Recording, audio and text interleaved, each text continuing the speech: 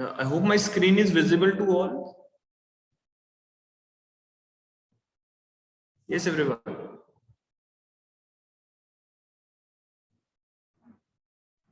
Sir, screen is not visible right now. Now is visible, sir. Okay. ठीक है. So one by one I am going to take up the questions. ठीक है. साथ के साथ मैंने explanation साथ में mention कर रखी है. So question के बाद we are going to discuss the explanation that what should be the right answer to the question. So the first question which we have for today is the limitation period for bringing a suit for the recovery of specific movable property under section 7 of the Specific Relief Act is 3 years, 2 years, 1 year or none of the above. Section 7 के अंदर जब हम specific movable property की recovery का case करते हैं तो limitation law के अकॉर्डिंगली कितना समय जो है सूट फाइल करने के लिए दिया जा रहा है. यस एवरीवन, अपने अपने आंसर्स जो है वो आप चैट बॉक्स में लिख सकते हैं.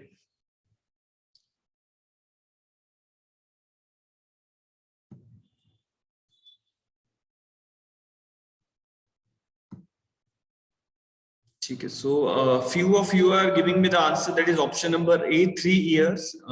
सभी लोग एक बार आंसर दे दे तो thereafter I am going to discuss the answer with you people.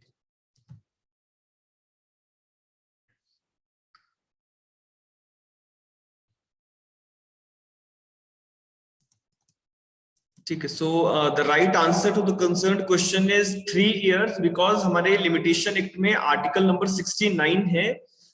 उसमें recovery of specific movable properties का जिक्र किया गया है, जिसमें लिखा गया है that the suit for the recovery of specific movable property under section 7 में be brought within 3 years from the time when the property is wrongfully taken. तो 3 साल का समय जो है वो आर्टिकल 69 आपको देता है सूट फाइल करने के लिए. सो अपने स्पेसिफिक रिलीफ एक्ट के बेयर एक्ट में भी सेक्शन 7 के और सेक्शन नंबर 8 के आसपास ना आर्टिकल 69 का जिक्र जरूर करिएगा because this type of questions can be there. तो होता क्या है कि हमारा जैसे सिविल लॉ 1 का पेपर है तो सिविल लॉ 1 में हम उम्मीद करते हैं हमारे स्पेसिफिक रिलीफ एक्ट से सवाल आएंगे, लेकिन द एग्जामिनर में इंटरलिंक द टू लॉज और वहां पे आपको लिमिटेशन से रिलेटेड सवाल भी पूछा जा सकता है. सो you must write down in front of section number 7 और 8 of the specific relief act कि आर्टिकल नंबर 69 जो है वो 3 साल का समय व्यक्ति को सूट फाइल करने के लिए दे रहा है. द नेक्स्ट क्वेश्चन इज ठीक है. The next question is which of the following is not an essential condition for the application of section 8 of the specific relief act. इनमें से कौन सी जो कंडीशन है वो रेलेवेंट या असेंशियल नहीं है सेक्शन नंबर 8 के लिए. Number 1, the plaintiff must be entitled to the immediate possession. The plaintiff must be entitled to the immediate possession of the property. The defendant must have the possession and control of the particular article as the owner of the property. Third one is such article must be of the movable property and is none of the above. आपको ये बताना है कि इनमें से कौन सा section 8 का इंपॉर्टेंट इंग्रेडिएंट नहीं है. सोच समझ के आंसर करिए, सोच समझ के. सेक्शन नंबर 8 में अगर आप उसको एक बार रिवाइज करने की कोशिश करें, मेंटली रिवाइज करने की कोशिश करें, so the person who is the defendant is not the owner of the property. Yes और नो? जिस भी व्यक्ति के ऊपर केस किया जा रहा है प्रॉपर्टी की रिकवरी के लिए, वो व्यक्ति प्रॉपर्टी का मालिक नहीं है. अगर वो प्रॉपर्टी का मालिक है तो सेक्शन 8 का केस नहीं हो सकता. तो उसी को ध्यान में रखते हुए आंसर करना है. Yes everyone. Yes Surendra, what should be the right answer? Which of the following is not an essential condition for the application of section 8? The plaintiff must be entitled to the immediate possession of the property. ये बिल्कुल ठीक है. The defendant must have the possession and control of the property as an owner. तो अगर defendant property का owner है तो section 8 का केस नहीं होता है. So option number B is not an essential condition for the application of section number 8. So इसके नीचे explain किए गए हैं कि section 8 के basic relevant conditions जो है वो क्या है. That defendant must have the possession and control of the particular article. Such article must be of the movable property. Defendant must not be the owner of the article. Defendant उसका मालिक नहीं होना चाहिए. अगर मालिक है तो section 8 का केस नहीं होता है. And the plaintiff must be entitled to the immediate possession of the property. The next question is Under which of the following provisions of the specific relief act a decree is for the return of specific article and not for the money value of the article? Yes, section 8, 7, section 30 और none of the above. कौन से case में decree में सिर्फ property की return का ही order जो है वो पास किया जाता है? Yes everyone, section number 8. ठीक है, so few of you are giving me the answer, that is option number A. So A is the right answer because section 8 के अंदर अगर आपने केस किया है, आप प्रॉपर्टी की रिकवरी ही चाह रहे हैं एंड जो भी सेक्शन 8 की रिलेवेंट रिक्वायरमेंट्स है अगर वो मीटअप करती हैं, so decrees only for the return of specific article, उसमें जो है मनी वैल्यू की बात जो है वो नहीं लिखी जाएगी. आप लोगों को ध्यान में लाना है. ऑर्डर नंबर 20 में हमने डिस्कशंस की थी, ऑर्डर नंबर 20 में rule number 10 and order number 21 rule number 31 मैंने आपके साथ डिस्कस किया था. वेयरबाय वी हैव डिस्कस कि कैसे इन केसेस में कोर्ट्स डिक्री बनाता है. द नेक्स्ट क्वेश्चन इज, बहुत सारे ऐसे सवाल होंगे जो अभी हमने जैसे क्लासेस गो थ्रू करी हैं स्पेसिफिक रिलीफ एक्ट के और उनसे रिलेटेड या अदरवाइज बहुत सारी चीजें आपको इन क्वेश्चंस में देखने को मिलेंगी. The next question is the provision of specific relief act which deals with the concept of pretium affectionis. It is pretium affectionis. कौन सी प्रोविजन के अंदर स्पेसिफिक रिलीफ एक्ट में है? कौन ये कॉन्सेप्ट कौन से सेक्शन में आपको देखने को मिलता है? तो सेक्शन 6, 7, 8 और none of the above. It is pretium affectionis. Yes everyone, चलो गेस ही कर लो, अगर नहीं आता है तो can make a guess also. तो मैं बताता हूं कि अगर गेस भी करना हो तो कैसे किया जा सकता है. यस एवरीवन, ठीक है. Rini has given me the answer. Okay, and what about other? Yes, Kasak, Surendra, आकृति. आकृति ने तो डी कर दिया, none of the above.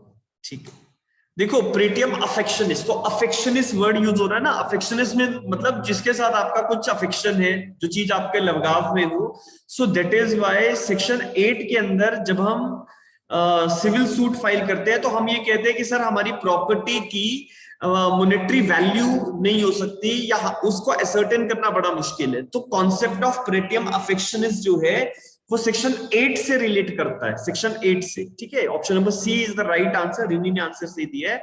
The concept of pretium affectionis applies where an article may not have much intrinsic value, but मतलब उसकी बहुत ज्यादा कोई वैल्यू हो या ना हो उससे कोई फर्क नहीं पड़ रहा, but by reason of the peculiar association or some special consideration it may have obtained in the eyes of its holder a value that cannot be estimated in the ordinary medium of exchange, and hence section 8 deals with the recovery of such articles.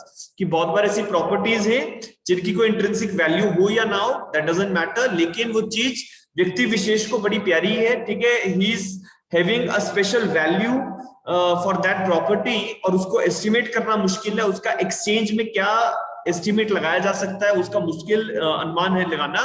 तो इसलिए section number 8 जो है वो प्रीटियम अफेक्शनिस के rule को जो है वो कवर करता है. चलिए, coming to the next question. After the amendment of Specific Relief Act 2018, the court shall grant the relief of specific performance of the contract. However, such relief is subject to the provisions of section 11 subsection 2, 14, 16 और all of the above. ये तो मुझे लगता है सभी लोग answer कर ही देंगे. Yes everyone.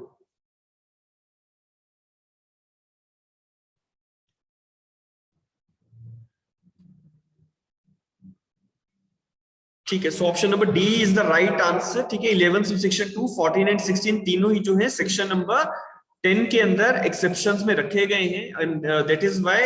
और एक और चीज जो मैंने आपसे पहले भी क्लास में भी डिस्कस कर रखी है कि prior to 2018 specific performance of a contract जो था वो एक एक्सेप्शनल रूल होता था, लेकिन अब वो एक जनरल रूल बन चुका है. आपको स्पेसिफिक परफॉर्मेंस ही करवानी है अनलेस एंड अनटिल 11 सबसेक्शन 2, 14 और 16 जो है ये अप्लाई कर रहे हैं.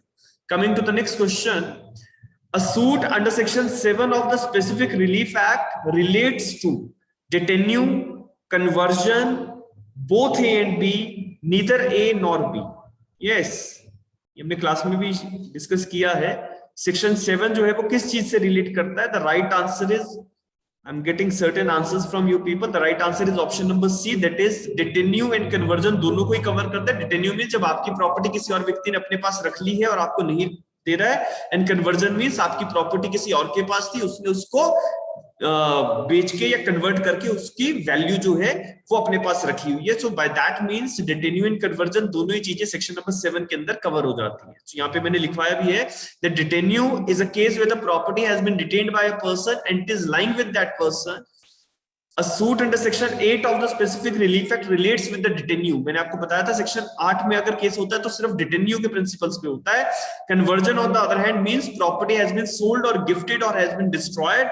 A suit under section 7 of specific relief act relates with detenue and conversion both. Coming to the next question.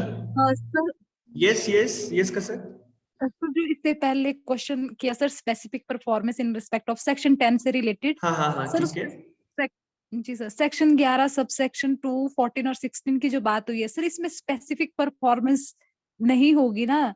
हाँ, इनमें नहीं होगी. क्वेश्चन कह रहा है ना, however such relief is subject to the provisions, कि इन जो हमारा रूल है कि स्पेसिफिक परफॉर्मेंस हम जनरली ऑर्डर करेंगे, लेकिन ये जो प्रोविजन है सेक्शन 10 में जो लिखा गया है, ये किन चीज को एक्सेप्शन के तौर पे रखता है, ये कह रहा है. However such relief is subject to the provision. Subject means section 10 is restricted with 11 to 14 and 16, ये कह रहा है.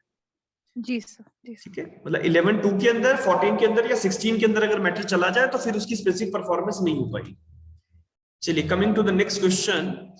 A suit seeking merely a declaration of title of ownership albeit a property without seeking the possession. मतलब एक व्यक्ति ने property के ऊपर अपना टाइटल ऑफ ओनरशिप का डिक्लेरेशन मांगा है और पोजीशन नहीं मांगा. A suit seeking merely a title of ownership albeit a property, albeit मतलब प्रॉपर्टी के ऊपर, without seeking a possession when the plaintiff is not in the possession of the property is maintainable, not maintainable. Plaintiff may opt only one relief or either A and C. Yes everyone. एक व्यक्ति विशेष ने section number 34 के अंदर title declaration का case किया है एक property के ऊपर, और उसने उस केस में पोजीशन ऑफ द प्रॉपर्टी नहीं मांगा और वो पोजीशन में है भी नहीं. तो क्या उसका सूट मेंटेनेबल होगा या नहीं होगा?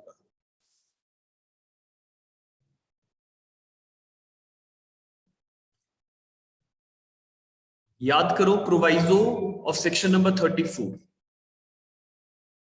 प्रोवाइजो भी तो याद करो, क्या लिखा है उसमें. चलो मैं यहाँ पे इसकी एक्सप्लेनेशन आपके सामने रख रहा हूं, ठीक है. It is in reference to the case law. Case law है union of India versus Ibrahim Uddin and another 2012 honourable supreme court का जजमेंट है. Union of India versus Ibrahim Uddin and another. तो इस केस में ऑनरेबल सुप्रीम कोर्ट ने डिक्लेयर किया है that a suit seeking merely a declaration of title of ownership albeit a property without possession when the plaintiff is not in possession of the property is not maintainable as it is held by the honorable supreme court in this particular judgment. तो आपके पास अगर property का position नहीं है और साथ के साथ आप जो है टाइटल डिक्लेयर करवाना चाहते हैं, तो अगर आप पोजीशन ऑफ द प्रॉपर्टी साथ में क्लेम नहीं कर रहे तो आपका सूट मेंटेनेबल नहीं होगा, ऐसा ऑनरेबल सुप्रीम कोर्ट कह रहा है. So section number 34 is to be supplemented with this particular judgement. I hope it is clear to everyone. ठीक है, union of India versus Ibrahim Uddin and another का केस है 2012 का. इसको कहीं सेक्शन नंबर 34 अपने बेरेक्स में कहीं लिख रखना, ये कॉपीज में कहीं ऐड ऑन कर लेना. Otherwise I will give you the PDF file of this set of whatever we are discussing right now, तो वहां से आप उसको फॉलो अप कर लेना. चलिए, coming to the next question. ठीक है, अगला सवाल है a suit of bare injunction. A suit of bare injunction under section 38 is maintainable without a prayer of declaration of title. Yes, no, maintainable where declaratory relief is expressly prayed, and last one is none of the above. ठीक है, सवाल समझने की कोशिश करिएगा, पहले जल्दबाजी नहीं है. देखिए, can a suit of bare injunction under 38 is maintainable without the prayer of declaration of title. कि आपने एक प्रॉपर्टी पे डिक्लेरेशन ऑफ टाइटल नहीं मांगा, सिर्फ आप जो है इंजंक्शन क्लेम कर रहे हैं, तो क्या ये वाला जो सूट है सेक्शन 38 का इंजंक्शन का जो आपने कोर्ट में लगाया है, क्या ये मेंटेनेबल होगा या नहीं? यस और no? Maintainable where declaratory relief is expressly prayed of and none of the above. What should be the right answer? थोड़े से कॉन्सेप्चुअल क्वेश्चंस है, डायरेक्ट क्वेश्चन तो देखो हम कर ही लेते हैं, डायरेक्ट क्वेश्चन में कोई ज्यादा समस्या नहीं है, but as far as the conceptual questions are concern that we have to see. ठीक है, so Surendra is giving me the answer, yes it is maintainable. Section number sorry question number 8 का जो आंसर मेरे पास आ रहा है वो ऑप्शन नंबर ए है। ठीक है, so let us come to the explanation of this particular question. आप लोगों को एक्सप्लेनेशंस दिख रहे हैं ना यहाँ पे अपनी स्क्रीन पे? Yes sir.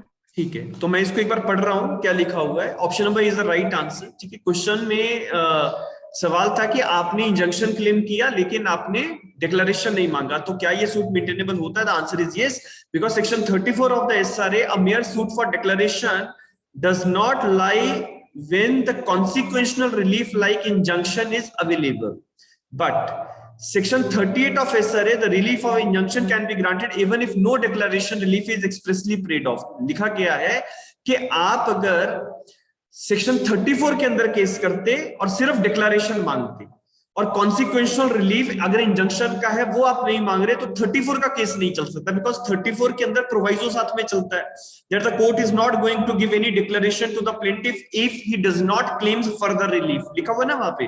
तो अगर डिक्लेरेशन का सूट होता सेक्शन 34 के अंदर और उसमें आप इंजंक्शन क्लेम नहीं कर रहे हो, तो फिर कोर्ट सेक्शन 34 के सूट को मेंटेनेबल नहीं मानेगा एज पर प्रोवाइजो। बट हमारे केस में उल्टा हुआ, सेक्शन 38 का केस है, इंजंक्शन का केस है, तो आगे लिखा है but under section 38 of SRA a relief of injunction can be granted even if no declaratory relief is expressly prayed off, and therefore on reading the two sections, that is 34 and 38, it is clear that the suit for bare injunction is maintainable without a prayer for declaration of title. So this is the right explanation to this particular question. I hope it is clear to everyone.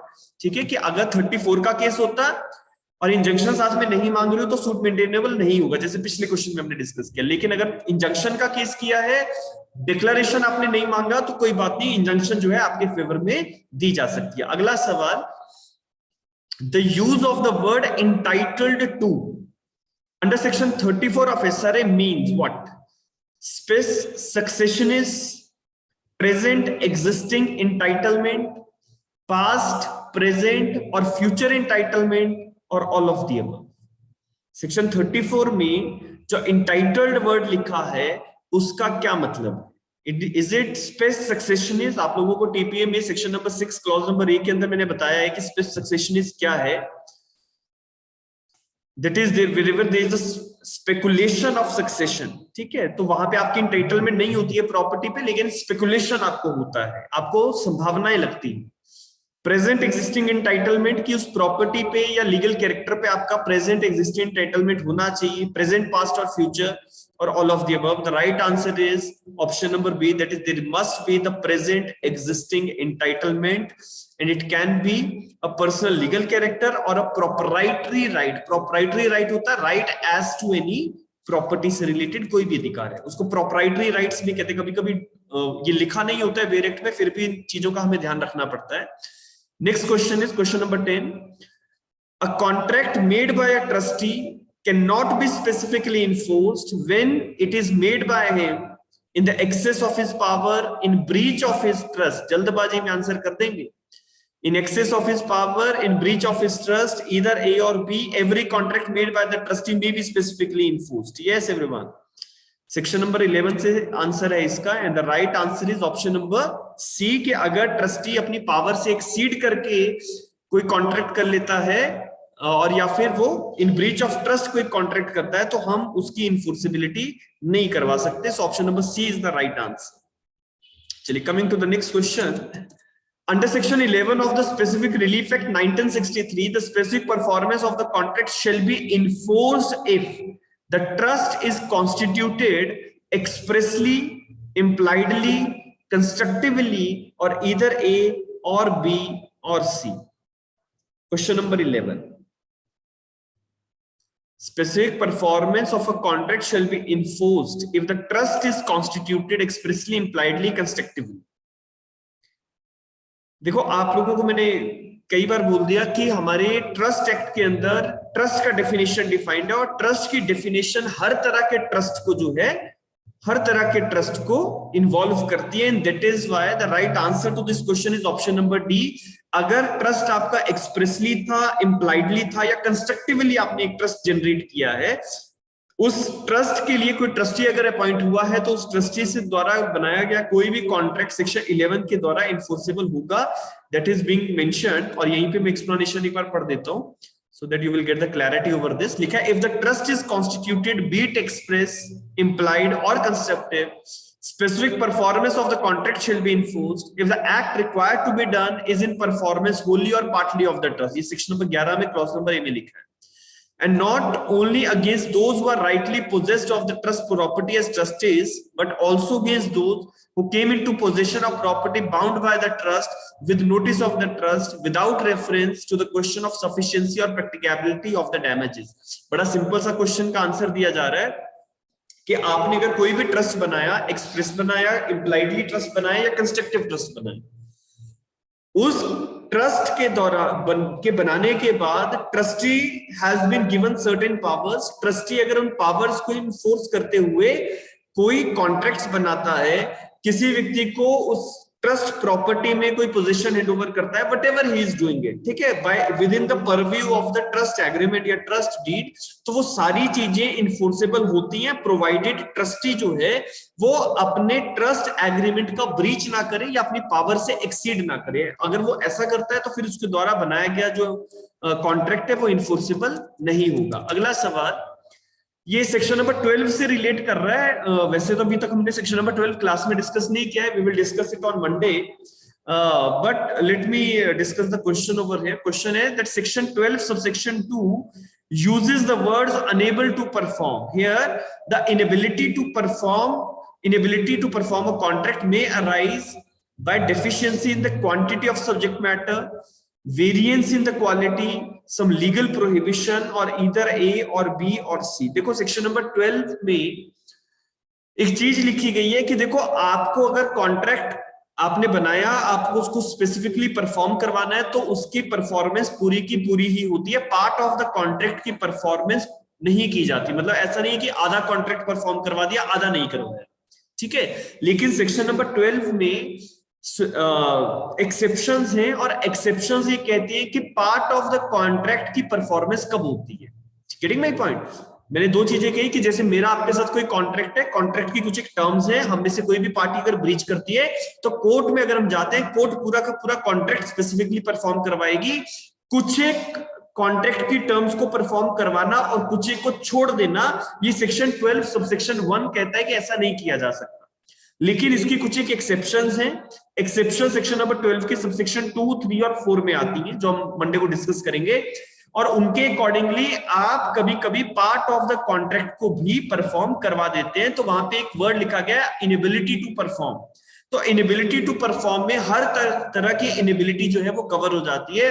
That is explanation में यहाँ पे पढ़ रहा हूं, inability to perform a contract may arise by reason of deficiency in the quantity of subject matter, variance in the quality, defect in the title और some legal prohibition. एक व्यक्ति ने एक प्रॉपर्टी को बेचने के लिए एग्रीमेंट कर लिया, लेकिन बाद में पता लगा कि उस व्यक्ति का पूरी प्रॉपर्टी पे टाइटल ही नहीं है, तो there is a defect in the title, तो फिर उस कॉन्ट्रैक्ट की पूरी परफॉर्मेंस वो नहीं करवा सकता। कोई लीगल प्रोहिबिशन आ गया, मतलब कि आपके पास 10 कनाल का प्रॉपर्टी है, जिसमें से 2 कनाल जो है वो गवर्नमेंट ने एक्वायर कर लिया, तो अब आप लीगल प्रोहिबिशन है कि आप पूरी की पूरी प्रॉपर्टी नहीं बेच सकते। Quality in the subject matter या डिफिशिएंसी इन द क्वांटिटी, अगर ऐसा भी कुछ है कि क्वालिटी या quantity of the subject matter में कुछ फर्क लग गया और जिसके कारण से पार्टी इनेबल हो चुकी है, तो फिर उस कॉन्ट्रैक्ट की पार्ट परफॉर्मेंस करवाई जा सकती है, ठीक है। If section number 12 subsection 2 and 3 and 4 allows इट। अगला सवाल है that section 13 of the specific relief act is applicable to immovable properties both A and B or only A and not B. Yes everyone, जिन्होंने सारे पूरा पढ़ा हुआ है, तो I think that they can give me the right answer to this. आकृति आपने मेरे ख्याल से भी पढ़ा नहीं है ना, so option number A is not the right answer, ठीक है। सेक्शन नंबर 13 जो है वो मूवेबल और इमूवेबल प्रॉपर्टीज दोनों पे लगता है। अगर आप स्टार्टिंग से सेक्शन पढ़ेंगे, अगर सेशन के बाद कोशिश करिएगा सेक्शन नंबर 13 अगर आप पढ़ना शुरू करें तो वहां पे स्टार्टिंग में इमूवेबल प्रॉपर्टीज की बात है, लेकिन लास्ट में एक पैराग्राफ ऐड होगा कि ये सारा जो कुछ हमने ऊपर पढ़ा है ये मूवेबल प्रॉपर्टीज के लिए भी एप्लीकेबल होता है। So section number 13 is applicable to movable as well as immovable properties both. ठीक है, दोनों के लिए लगता है। अगला सवाल है, सिलेक्ट द करेक्ट स्टेटमेंट। आपको इनमें से सही स्टेटमेंट चूज करनी है। The contract of personal service cannot be specifically enforced. क्या ये सही है? Yes or no? A contract of personal service cannot be specifically enforced. दूसरा लिखा है, a suit for compensation for the commission of breaches of contract of service on the part of defendant would be maintainable. कि अगर सामने वाले ने आपके साथ कॉन्ट्रैक्ट किया, उसको ब्रीच कर दिया और आपको अपनी सर्विसेज नहीं दे रहा है, तो क्या आप उससे कंपनसेशन ले सकते हैं या नहीं ले सकते हैं? Yes everyone. तो मेरे ख्याल से दोनों ही स्टेटमेंट्स आप लोगों को ठीक लगनी चाहिए और ठीक ही है। ठीक है, एक्सप्लेनेशन में पढ़ रहा हूं। A contract for personal service can not be specifically enforced. State Bank of India versus SN Goyal के केस में 2008 में सुप्रीम कोर्ट ने इसको रीइटरेट किया है। और इसके साथ साथ a suit for damages for the compensation of breach of contract of service on the part of defendant would be maintainable. ये Shrimati Lilavati Devi versus Central Coal Field Limited 1993 के केस में जो है बीएलजे बिहार लॉ जर्नल्स में ये जजमेंट आया है। ठीक है, so these are the two judgements by which we can say that आपने अगर अपनी पर्सनल सर्विसेज को लेके कोई कॉन्ट्रैक्ट किया था, उसकी स्पेसिफिक परफॉर्मेंस तो नहीं हो सकती, लेकिन आपको कंपनसेशन देने के लिए बाउंड जो है वो किया जा सकता है। Coming to the next question, the plaintiff was in service of a private company. ध्यान से समझते जाना। The plaintiff was in service of a private company. The defendant company transferred the plaintiff to another place and initiated disciplinary proceedings against him as he did not join the duty at a new place of posting. हुआ क्या है, एक व्यक्ति private company में नौकरी करता है, जो कंपनी है उसने एक जगह से उसको ट्रांसफर कर दिया और उसके अगेंस्ट डिसिप्लिनरी प्रोसीडिंग्स चला दी बिकॉज उसने अपनी नई पोस्टिंग पे ज्वाइन नहीं किया। The plaintiff instituted a suit for declaration that his transfer order was illegal. Plaintiff ने केस कर दिया, मुलाजिम ने केस किया है कि इसका ट्रांसफर ऑर्डर इलीगल डिक्लेयर किया जाए and sought injunction from restraining the defendant from holding departmental inquiry against her. और साथ में उसने इंजंक्शन मांगा है कि इसके अगेंस्ट जो डिसिप्लिनरी प्रोसीडिंग्स चल रही हैं उसको रोक दिया जाए। तो क्या ये सूट मेंटेनेबल है, क्या ये नहीं है? Is the suit is maintainable, not maintainable? Plaintiff was entitled to get injunction और both A and C, that the suit is maintainable and the plaintiff was entitled to get injunction.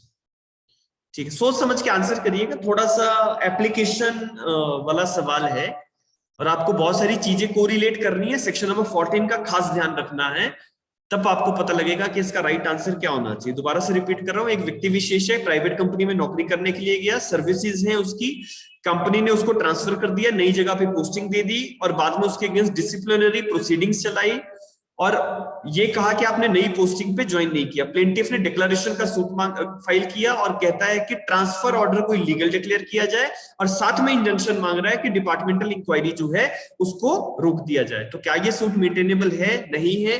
क्या उसको injunction मिलेगा या both A and सी?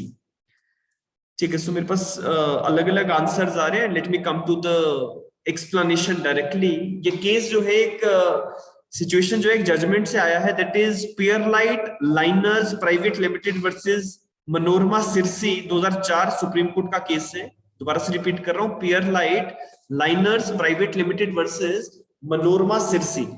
तो इस case में court ने ये कहा था कि ये सूट मेंटेनेबल नहीं है। Option number B is the right answer. The reason is the plaintiff suit was dismissed as granting of any relief to the plaintiff would amount to enforcement of the contract of personal service which is not permissible under the law। ठीक है, court ने कहा कि अगर हम आपको ये relief दे देते हैं तो सेक्शन 14 की वायलेशन होती है, बिकॉज सेक्शन 14 कहता है कि पर्सनल सर्विस के आधार पे अगर कोई भी कॉन्ट्रैक्ट आपने बनाया है तो उसकी स्पेसिफिक परफॉर्मेंस नहीं होती, और अगर कोर्ट इस केस में डिक्लेरेशन दे दे और इंजंक्शन लगा दे तो कोर्ट सेक्शन 14 की वॉयलेशन कर लेगा, and that is why the suit is not maintainable. Suit जो था वो डिसमिस किया गया। केस का नाम जो है Pearlite Liners private limited versus Manorama Sirsi. Coming to the next question, Section 14 of C of the Specific Relief Act used the term determinable. Here, the term determinable has been used in reference to, ये बड़ा important है क्योंकि जब हम generally section number 14 discuss करते हैं ना तो हम वहां पे इस चीज को इग्नोर कर देते हैं, बिकॉज वहां पे लिखा नहीं है कि किसके ऑप्शन पे ये जो कॉन्ट्रैक्ट है वो डिटर्मिनेबल है, मतलब किसके ऑप्शन पे वो रिवोकेबल माना जाता है। लेकिन अगर हम इसकी इम्प्लाइड और ऑब्जेक्टिविटी पे अगर उतरे तो let us see that what should be the right answer to this. 14C of SRA use the term determinable. Here the term determinable has been used in reference to the plaintiff only, the defendant only, either A and B or both A and B. Plaintiff only कैसे होगा सुनिंदर? सोच के देखो। अब देखो हुआ क्या कि ए और बी के बीच में केस हुआ, ठीक है, समझ ले जाइएगा और फिर राइट आंसर पे उतरते हैं, ठीक है। रिनी रुक जाओ आप भी, ठीक है, बहुत इसका आंसर नहीं होगा। समझना, एक चीज को समझिएगा और फिर इसको अपने बेरेक्ट में भी कहीं पे इनकॉर्पोरेट कर लेना, बिकॉज ऐसे सवाल एग्जाम में आने की संभावना होती है। मैं ये कह रहा हूं कि आपने ए और बी के बीच में कॉन्ट्रैक्ट हुआ, B is the person who committed the breach, ठीक है। तो अब इस कॉन्ट्रैक्ट के इन्फोर्समेंट के लिए कोर्ट में कौन जाएगा? इट इज द ए, ठीक है। ए वर्सेस बी का केस होता है और बी कहता है कि ये सूट नहीं चल सकता, रीजन इज 14C, और वो ये कहता है क्योंकि ये मेरे ऑप्शन पे था कि मैं इसको कभी भी कैंसिल कर सकता था इस कॉन्ट्रैक्ट, ठीक है। तो at this point of time जब ऐसी सिचुएशन आती है तो हमें 14C की हेल्प लेनी है, बिकॉज 14C ये कहता है where the contract is in its nature determinable. ये 14C में जब भी आएगा, so we have to see that what is the right answer, and you can see the explanation over here. Yes, ये वैसे 14C नहीं आएगा, 14D आएगा यहाँ पे, बट स्टिल चलो यहाँ पे मिस्टेकनली लिखा होगा। The right answer to this question is option number B, that is the defendant only.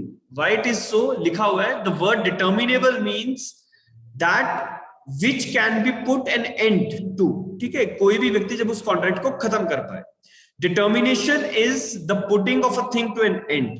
The clause enacts that the contract cannot be specifically enforced if in its nature it is determinable not by the parties but only by the defendant, ठीक है। Because plaintiff तो contract की enforcement करवाना चाह रहा है ना, defendant कह रहा है कि sir it can be determined by me, ये मेरी तरफ से इसको कैंसिल किया जा सकता था, although the clause does not adds the words by the parties और बाय द डिफेंडेंट। वहां पे क्लॉज नंबर डी में ऐसा कुछ भी नहीं लिखा है कि it is determinable by the parties और by the defendant, yet that is the sense which is to be ought to be understood. तो हमें इस सेंस में इसको जो है समझना है कि defendant is the person who is going to determine that particular contract, और उसके ऑप्शन पे ये चीज चल रही थी। So that is the right answer, ठीक है। बोथ में अगर हम जाते हैं और सिर्फ डिफेंडेंट पे अगर हम आते हैं तो दोनों में कॉन्फ्लिक्ट तो है, ठीक है। ऐसा नहीं कहना चाहिए कि कॉन्फ्लिक्ट नहीं है। अब हमें नहीं पता कि एग्जामिनर जो है वो इसका आंसर बोथ करेगा या डिफेंडेंट ओनली करेगा, बट द पॉइंट इज कि जो डिफेंडेंट ओनली वाला पॉइंट है, ऑनरेबल सुप्रीम कोर्ट का एक जजमेंट था, जजमेंट मैंने यहाँ पे रेफर नहीं किया है, आई विल मेंशन इट। तो उस जजमेंट के बेसिस पे कोर्ट ने कहा था कि it is determinable at the option of the defendants only, ठीक है। दोनों पार्टीज के ऑप्शन पे नहीं है, बट स्टिल बहुत सारे बार ऐसा हो सकता है कि examiners are not aware of these particular issues, तो बोथ जो है वो आंसर किया जा सकता है, but yet the right answer should be the defendants only. अगला सवाल है, which of the following may fall under the determinable contracts? इनमें से कौन सी चीज जो है वो डिटर्मिनेबल कॉन्ट्रैक्ट्स की परिभाषा में जाती है? Revocable deed, voidable contracts, both A and B, और neither A nor B. Yes everyone, which of the following may fall under determinable contracts? ये जो अभी हम पढ़ रहे हैं ना डिटर्मिनेशन वाला पॉइंट 14 में, तो उसी की बात हो रही है, ठीक है। So right answer is option number C, that is all revocable deeds and voidable contracts may fall within the determinable contracts. तो अगर रेवोकेबल डीड था, पार्टी के ऑप्शन पे था, या फिर वॉइडेबल कॉन्ट्रैक्ट था, तो उसको भी हम डिटर्मिन कर सकते हैं। So coming to the next question, which provision of specific relief act deals with the fees, cost or expenses incurred in the engagement of an expert? Expert जब भी एंगेज किया जाएगा तो उसका खर्चा कौन उठाएगा? 14A clause 2, 14A clause 3, 14A clause 4 or none of the above? Which provision of SRA deals with the cost, fees and expenses incurred in the engagement of the experts? ठीक है, so I'm getting the answer from you people. That is option number C, and it is the right answer of 14 capital A में clause number 4 ये कहता है that experts shall be entitled to the fees, cost and expenses as the court may thinks fit. Coming to the next question, on the basis of the contract, who among the following cannot initiate an action under section 15 of the specific relief act? Section number 15 में बताया गया है कि specific performance का case कौन कर सकता है और कौन नहीं कर पाएगा, वो भी इंप्लाइडली आ जाता है. तो donee beneficiaries, creditor beneficiaries, incidental beneficiaries और ऑल ऑफ द अबव. वहां पे एक वर्ड यूज किया गया ना, बेनिफिशियरी. अगर आप क्लॉजेस पढ़ेंगे, you will get a word over there, any person who is having the beneficial interest in the property, ऐसा लिखा होगा, तो वो व्यक्ति केस कर सकता है. तो बेनिफिशियल इंटरेस्ट में जो बेनिफिशियरी वर्ड यूज किया जा रहा है वो किस व्यक्ति के लिए यूज किया जा रहा है? डोनी, क्रेडिटर, इंसिडेंटल और all of the above.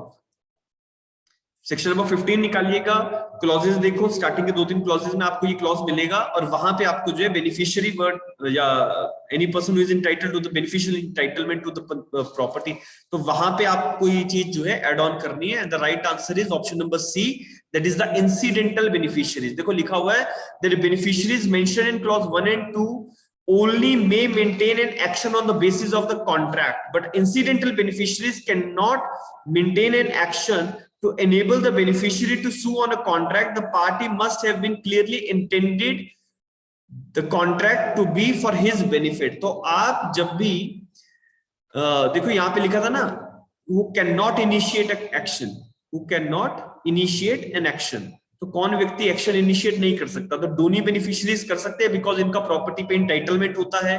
Creditor beneficiaries भी कर सकते हैं because they have the entitlement of the property. लेकिन इंसिडेंटल बेनिफिशियरीज के लिए ये मुश्किल होता है प्रूव करना कि वो कैसे कॉन्ट्रैक्ट से उनको कोई बेनिफिट मिल रहा है. दैट इज द एक्सप्लेनेशन कह रहा है that beneficiaries in clause 1 and 2 only maintain an action on the basis of the contract. Incidental beneficiaries can not maintain an action, मतलब इंसिडेंटल बेनिफिशियरीज जो है उनका केस नहीं चल पाएगा. Because to enable the beneficiary to sue on a contract, the parties must have been clearly intended the contract to be for his benefit. आपको ये बताना पड़ता है कि कॉन्ट्रैक्ट आपके बेनिफिट के लिए ही बनाया गया. तो इंसिडेंटली जो है आप बेनिफिशियरी बन रहे थे, ये चीज कोर्ट में मान्य नहीं हो पाती है. So option number C is the right answer. Incidental beneficiaries के द्वारा केस जो है वो नहीं चल पाता है. Coming to the next question, select the correct statement. इसमें से सही स्टेटमेंट आपको देखना है. Whether a contract is negative or affirmative is to be judged by the substance and not by the form. Where the contract is in negative or affirmative is to be judged by the substance and not by the form. Substance मतलब उसका जो internal intentions है parties की, उसके basis पे आपको देखना पड़ेगा कि वो negative format में या positive format में. A contract which is affirmative in substance but negative in form can be enforced. Which of the following is the correct statement? Which of the following is the correct statement? Section number 42 से थोड़ा सा relate कर रहा है हमारा सवाल.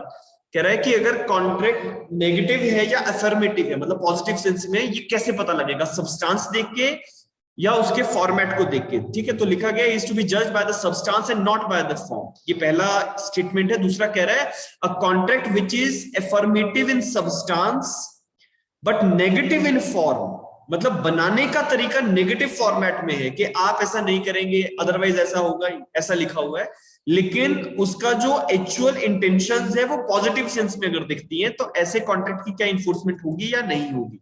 सो what should be the right answer? Only one, only two, both A and B और neither A nor B. ठीक है, थोड़ा सा twisting type of a question है. यस, सवाल समझे या नहीं समझे? Yes everyone.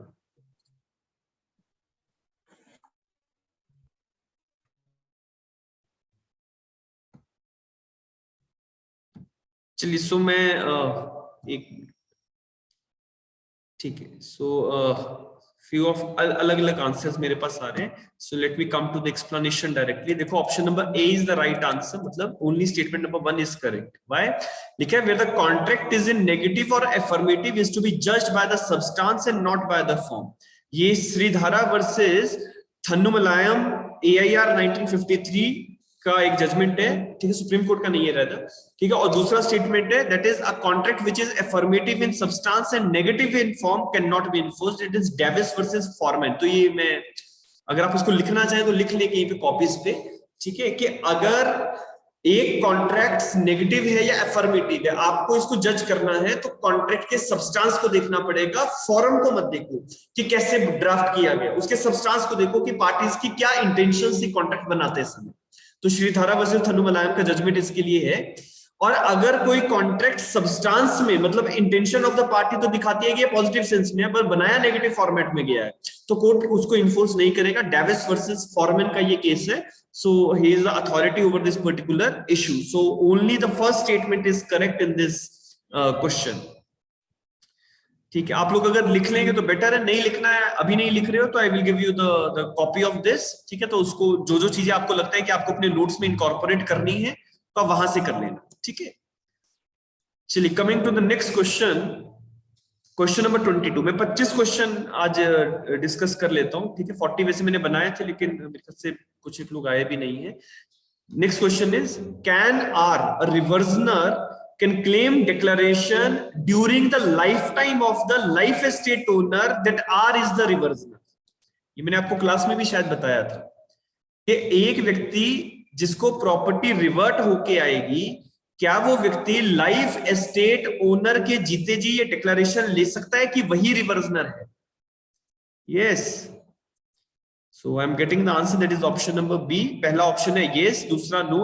R is a good title, hence is entitled for declaration। C, R is entitled for the declaration in his favor subject to L's consent। So the right answer is option number B, since it is not sure that the plaintiff R will be the reversioner on the day when the life estate owner dies। मैंने आपको बताया था ना कि life estate owner जब मरेगा तो जरूरी नहीं है कि वही व्यक्ति रिवर्सनर होगा, उसकी जगह कोई और भी हो सकता है, and that is why the court cannot grant declaration in that person's favor। अगला सवाल है, थोड़ा सा अप्लाइड है। A suit is filed by P against Q for the declaration of title, albeit a property, and subsequently P obtains a decree in his favor as against Q. Thereafter, P sells that property to R. Later on, Q's son, namely QS, files a suit for declaration of title, albeit the property against R. Will the suit for declaration will be maintainable? Question है, देखो पहले समझो इसको क्या लिखा है कि P ने Q के ऊपर केस किया डिक्लेरेशन ऑफ टाइटल का एक प्रॉपर्टी के लिए, P को डिक्री मिल गई Q के अगेंस्ट, और P ने वो प्रॉपर्टी बाद में R को बेच दी। बाद में Q का लड़का जो है वो डिक्लेरेशन ऑफ टाइटल का केस R के अगेंस्ट करता है, ठीक है, जो सबसिक्वेंट ओनर था। तो क्या ये टाइटल डिक्लेरेशन का सूट मेंटेनेबल होगा या नहीं होगा? यस एवरीवन, सोच समझ के आंसर करिएगा, ठीक है। और रेस जुडिकाटा की एप्लीकेशन भी देख लीजिएगा। चलो आंसर पे ही आ जाते हैं, ठीक है। सुरेंद्र आप यस कर रहे थे, I don't know how you are saying it, क्योंकि देखो ना टाइटल तो डिक्लेयर हो गया, बेशक अगले सूट में पार्टीज सिमिलर है, but the subsequent parties are also claiming the title against P and Q ना। R ने P से टाइटल लिया और QS ने Q से टाइटल लेना है, तो दोनों P और Q के बीच में अगर ऑलरेडी टाइटल डिसाइड हो चुका है तो सब्सिक्वेंट सूट नहीं चल पाएगा। लिखा है no because R is driving title from P and Q is titled, QS is a legal hire of Q. Despite the title of declaration of title, albeit the property has already settled between the P and Q in the earlier suit, so QS cannot claim any declaratory decree against R. So right answer is option number A, that is the suit is not maintainable. अगला सवाल है, second last question for today. Which of the following declaration cannot be sought under section 34 of SRA? इनमें से कौन सा declaration court जो है वो नहीं देगा? A declaration sought by a person, that person is a minor, एक व्यक्ति अपनी माइनॉरिटी को लेकर डिक्लेरेशन चाहता है। दूसरा लिखा है a declaration sought by W that she is a legally wedded wife of H, W चाहती है कि कोर्ट डिक्लेयर कर दे कि वो H के साथ लीगली वेडेड है। Declaration of right to collect arms, एक व्यक्ति डिक्लेरेशन चाहता है कि मुझे अधिकार दे दिया जाए कि मुझे भीख मांगने का अधिकार है, ठीक है, and D1 is none of the above. So इसमें से कौन सा डिक्लेरेशन कोर्ट नहीं देगा? क्योंकि आपका लीगल कैरेक्टर अगर कोई चीज नहीं बनती है तो आपको वो डिक्लेरेशन नहीं मिलेगा, and hence the right answer is option number C, because it is not a suit of civil nature and therefore outrightly it is not maintainable. Last question for today, a negative covenant in the agreement will be confined in its application to the period even after the expiry of the contract, during the subsistence of the contract, as decided by the parties to the contract, even after the contractual relationship, or all of the above। इसको समझाता हूं मैं इस तरीके से। Situation तो मैंने आपके सामने रखी है, काफी बार क्लास में भी डिस्कस किया, लेकिन क्वेश्चंस को रिलेट कर रहा हूं कि जैसे मान लो एक कंपनी ने आपको अपॉइंट किया 1 साल के लिए, ठीक है, और उन्होंने कहा कि with in this 1 year you will not join any other company. तो आपका उस कंपनी के साथ बॉन्ड हो चुका है कि आप अब उस कंपनी के साथ 1 साल तक काम करेंगे और आप किसी दूसरी कंपनी में ज्वाइन नहीं करेंगे। तो इस कॉन्ट्रैक्ट में जो नेगेटिव टर्म है कि आप 1 साल तक इस दूसरी कंपनी को ज्वाइन ना करें, इस नेगेटिव कॉवेनेंट को जब हम अप्लाई करते हैं तो टाइम पीरियड कितना होना चाहिए? तो even after the expiry of the contract, क्या 1 साल के बाद भी ये जो नेगेटिव टर्म है उस व्यक्ति के ऊपर अप्लाई होगी? The answer is no, because अगर ऐसा आप कह दे कि मेरा आपके साथ 1 साल का कॉन्ट्रैक्ट है और जब आप यहां से नौकरी छोड़ दें तो फिर आप कहीं और काम नहीं कर सकते, तो ये गलत हो जाएगा, ठीक है। And that is why it is not applicable after the expiry of the contract, during the subsistence of the contract. तो यस, आपने 1 साल का कॉन्ट्रैक्ट किया और साथ में नेगेटिव टर्म है, तो नेगेटिव टर्म से व्यक्ति बाउंड रहता है तब तक जब तक कॉन्ट्रैक्ट सबसिस्ट कर रहा है। कॉन्ट्रैक्ट खत्म होने के बाद उस नेगेटिव टर्म की एप्लीकेशन नहीं होती है, and hence the explanation is there, that is the negative covenant in the agreement will be confined in its application to the period of subsistence of the contract, and restriction imposed is operative only during the subsistence of the main contract। जब तक आपका actual contract existence में था तब तक ही negative term जो है वो काम करती है। So I hope it is clear to everyone। Yes everyone, समझ में आ गया? 25 questions we have done। अगर और करने हैं 5-7 सवाल तो और बता दो, if you are ready to go for that। Yes ठीक है, चलो एक काम करते हैं, 5 सवाल और ले लेते हैं, ठीक है, 30 क्वेश्चन पे कंप्लीट कर लेते हैं। अगला सवाल है क्वेश्चन नंबर 26, ठीक है, सेक्शन नंबर 42 से अगेन रिलेट कर रहा है। लिखा है which of the following is not essential condition for the application of 42 of SRA. इनमें से कौन सी चीज सेक्शन 42 एसआरए से रिलेट नहीं करती है, उसकी एसेंशियल कंडीशन नहीं है। The contract should comprise 2 divisible agreements, one affirmative, other negative. The contract must not come to an end either by efflux of time or otherwise on the lawful termination. The negative agreement must be related to a stipulation of general nature, and D1 is none of the above। इनमें से कौन सी चीज 42 की essential condition नहीं है? चलिए बताइए।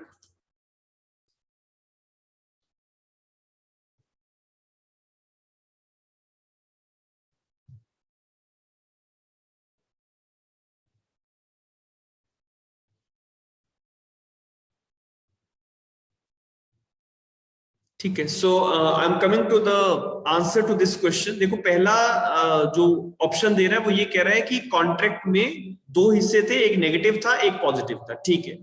The contract must not come to an end either by efflux of time और otherwise on a lawful termination, कि वो जो कॉन्ट्रैक्ट आपने बनाया था वो by the lapse of time या लॉफुल टर्मिनेशन से वो खत्म नहीं होना चाहिए।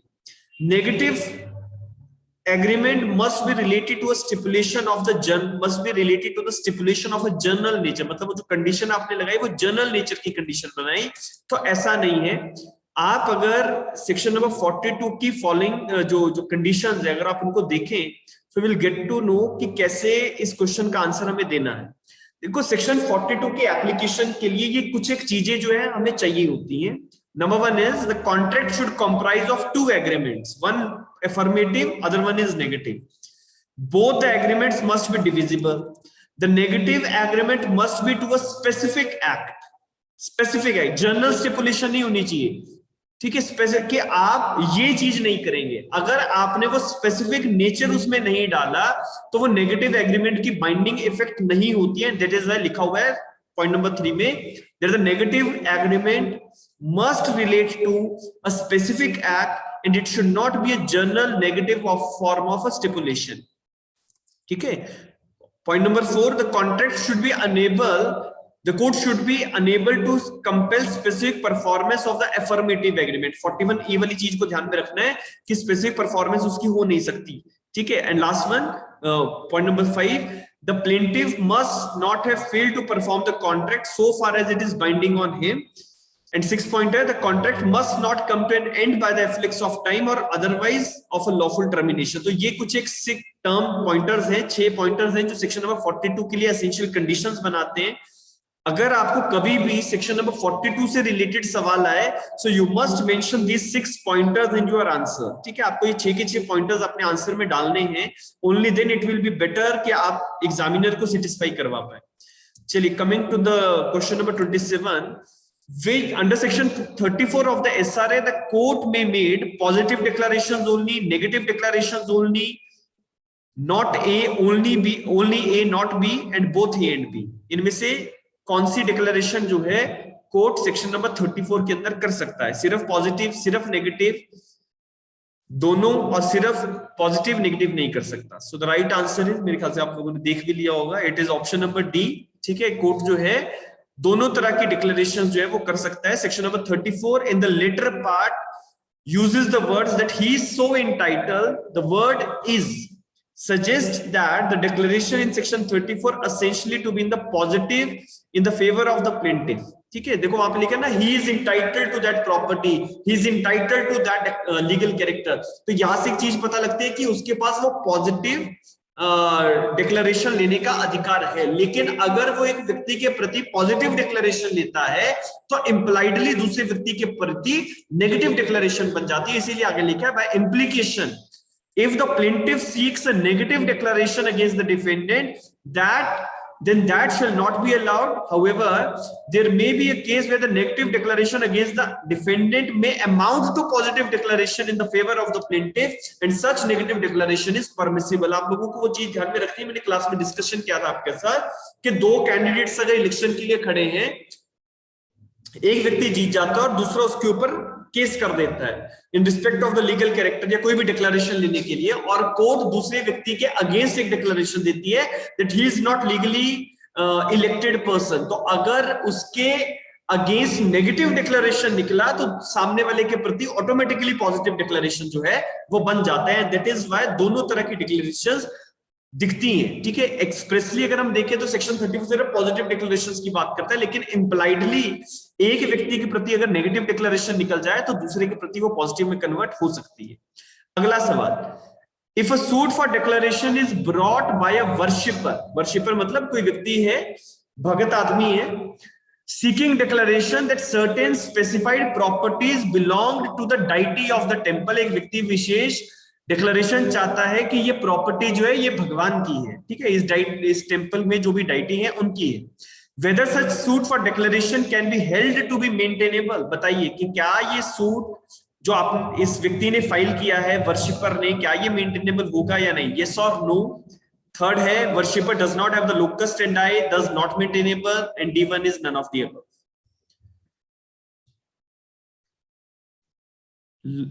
There must be a legal character or right as to any property of the plaintiff, ऐसा कहता है ना सेक्शन 34। तो आप बताइए कि क्या ये सूट मेंटेनेबल है या नहीं? एक वर्शिपर है, वर्शिपर मतलब प्रीस्ट नहीं है, वर्शिपर कोई भी व्यक्ति जो पूजा करता है वहां पे, उसने केस किया है। ठीक है, the answer is A, the worshipper can be deemed to be the trustee claiming relief on behalf of the deity of the temple and hence the present suit is maintainable। ठीक है, वो जो भी व्यक्ति है माना जा सकता है कि वो उस टेम्पल का ट्रस्टी है, he is claiming to be the trustee and therefore on that capacity he can file a suit and the suit will be maintainable। ठीक है, जनरली अब देखो ना, भगवान खुद तो केस करेंगे नहीं, So on behalf of that, if some other person is filing that, the court may make the declaration, because right is related to a property which is belonging to the deity of the temple. ठीक है, अगला सवाल है, there is a dispute between X and Y for the house in a possession of X and Y. In a possession of X, and Y is threatening to dispossess X. दो लोगों के बीच में मुकदमा है, X and Y, property X के position में है और Y उसको थ्रेट करता है कि मैं तुझे बाहर निकाल दूंगा. X files a suit for declaration and perpetual injunction against Y. X ने केस फाइल किया डिक्लेरेशन का और परपेचुअल इंजंक्शन का, based on the title to the house. Here in the present case, the grant of relief of perpetual injunction is alternative, further, circumstantial और general. Perpetual injunction देना alternative relief है, further relief है, circumstantial है या general relief है? Yes everyone, सोच समझ के आंसर दे दो. बस सेकंड लास्ट क्वेश्चन है, इसके बाद लास्ट क्वेश्चन क्लोज करके सेशन क्लोज करेंगे. सवाल समझ रहे हैं? एक व्यक्ति प्रॉपर्टी पे पोजीशन में बैठा है, सामने वाला उसको थ्रेट दे रहा है that I will dispossess you. X case करता है डिक्लेरेशन का और साथ में परपेचुअल इंजंक्शन का, ठीक है, against Y based on the title to the house. अब यहाँ पे प्रेजेंट केस में जो परपेचुअल इंजंक्शन है वो कैसा रिलीफ है? ऑल्टरनेटिव है, फर्दर है, सर्कमस्टेंशियल है या जनरल है? अब आपको देखो ना, अगर पहला रिलीफ मिलने के बाद दूसरा रिलीफ मिले तो वो फर्दर होता है. अगर कॉज ऑफ एक्शन जिस दिन आपके पास आया उसी दिन आपके पास दोनों रिलीफ अवेलेबल है तो ऑल्टरनेटिव होता है.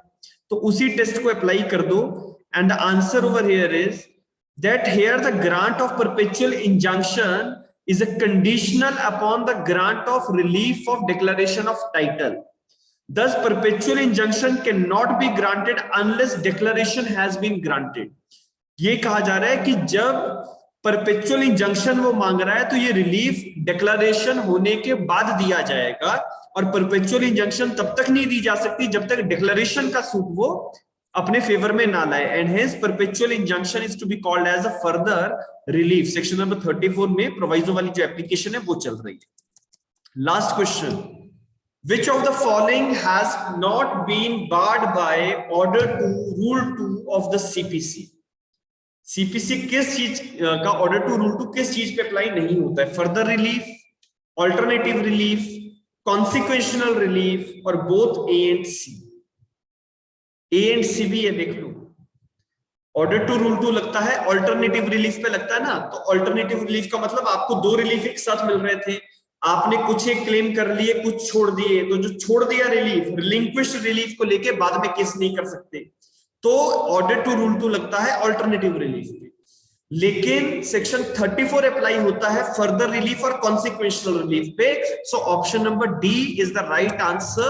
ठीक है, order two rule 2 does not applies on the further relief और द कॉन्सिक्वेंशियल रिलीफ. जब एक रिलीफ मिलने पे के बाद दूसरा जनरेट हो तो वो 34 रेगुलेट करेगा, ऑर्डर टू रूल 2 उसको रेगुलेट नहीं करता है. So by this I am closing the session. I hope you people have enjoyed it.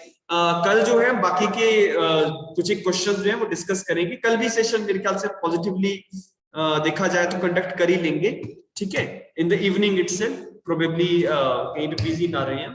ठीक है, चलिए, thank you so much to everyone. ठीक है, इसका फाइल जो है एक बार पूरा सेट में कवर कर लेता हूँ. अभी इसमें 10 क्वेश्चंस बचे हुए हैं, तो उसके बाद मैं फिर इसका पीडीएफ फॉर्मेट आपके साथ शेयर कर दूंगा. ठीक है, thank you so much to everyone.